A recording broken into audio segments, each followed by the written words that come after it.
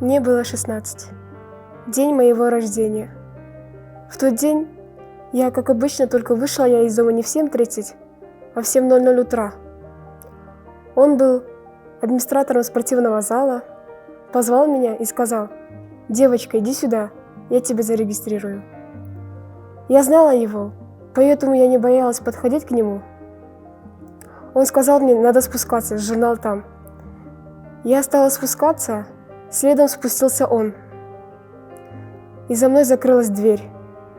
Он повернулся ко мне и сказал: «А теперь ты разденешься, я хочу посмотреть на тебя».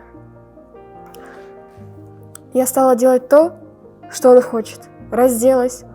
Он трогал мое тело, груди. Чтобы выжить и не быть убитой в подвале, я согласилась на условия насильника. Почему? По каким-то стечениям обстоятельств за 3 дня до этого происшествия я сидела на тренинге, как вести себя в случае действий насильного характера. Все закрутилось. Мы с мамой обратились в милицию, насильника посадили и выпустили через год.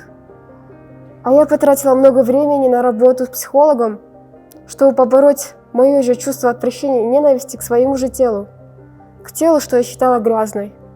Больше не могу терпеть. Теперь я расскажу всем, что сделал с моей жизнью насильник.